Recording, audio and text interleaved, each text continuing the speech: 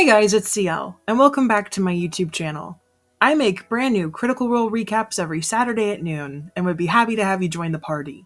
If you haven't already, please go ahead and subscribe, and hit the Bertrand bell to be notified of future videos.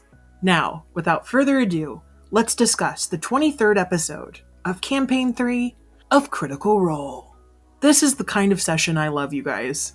There's combat, juicy story deets, there are awesome features and powers used that we haven't seen before, all tied up in a neat bow with our cast's unhinged playstyle.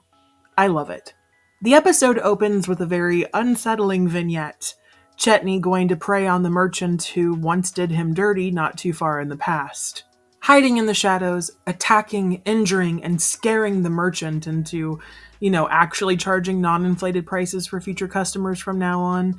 Our werewolf friend breaks through the door, turns invisible, and runs off into the night, reminding me just how terrifying werewolves would be in the real world. Also vampires. Throw those bitches in there too. I think I'm slightly desensitized to them because, when I think of both, I've been trained to imagine Arpats and Taylor Lautner's abs, but if they were around in a non-D&D setting, I don't think I'd sleep again. The next morning, Bell's Hells arrive to Daddy Asteros' lair, after playing with their portable gaping hole, just to pick up the requested cookies, and then head to the skyship docks where they meet the crew of the Silver Sun.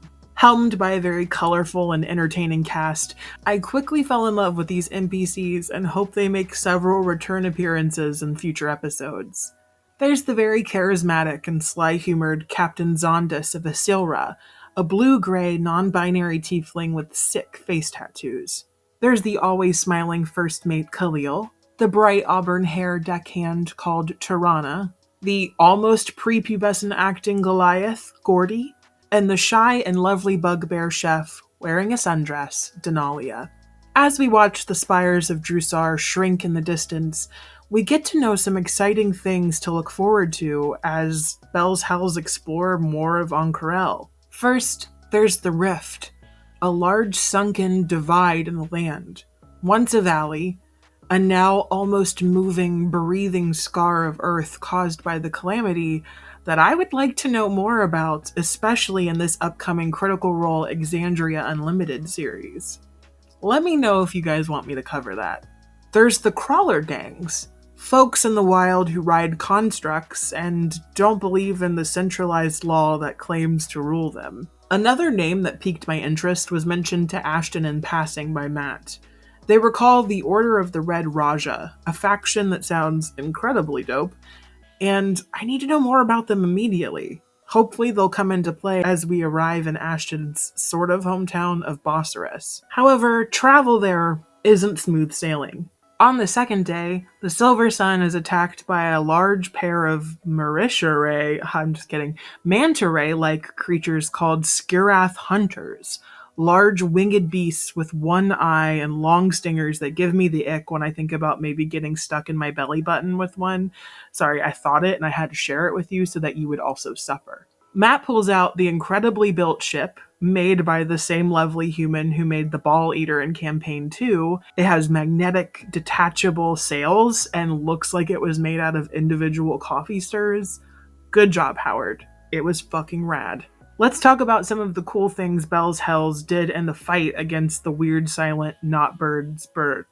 Ashton's crystal brain goes translucent like a lens and allows them to hit the beasts through mini portals within a 60-foot range. How cool is that? This is a deadly barbarian build, and I'm excited to see the havoc they can cause at higher levels. Laudna used a really cool new reaction spell called Silvery Barbs that allowed her to not only distract one of the Sky Pancakes from attacking Imogen, but also gave Ashton advantage on their next attack. That's a really great reaction. Not to mention, she was the MVP using Featherfall when Orym got hit off the side of the ship, which allowed for Imogen's really cool new ability. Feeling very Wanda Maximoff, let's call Imogen the Violet Witch, as she displays she is now able to fly. Whether it's connected to her telekinetic abilities, or the weird crystal she likes to cradle at night like a blankie, it's still awesome nonetheless. After defeating the two creatures, Chetney is able to expertly harvest some poison, while the rest of the party fish around the weird fleshy folds and ponder if they can use the eye that they found to make some sort of citrus stew. FCG and Imogen have a late-night talk about attempting to allow Laudna in her dreams, something the automaton thinks could be possible, but wouldn't go into any specifics with their ideas. But it might not matter.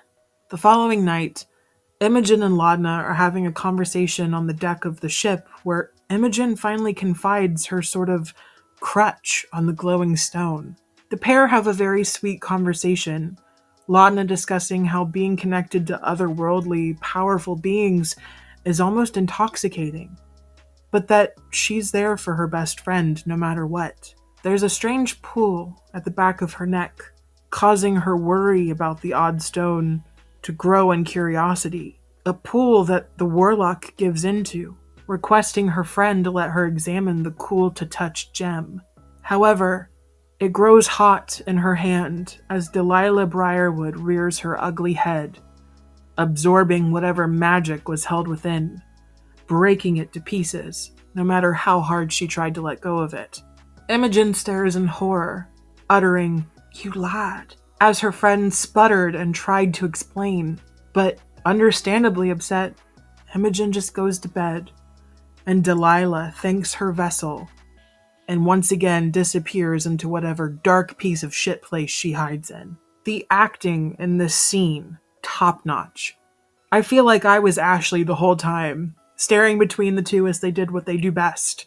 They were so emotive and real, and I really look forward to finding out what that crystal was. Did it give Imogen her flying powers, and now they're gone?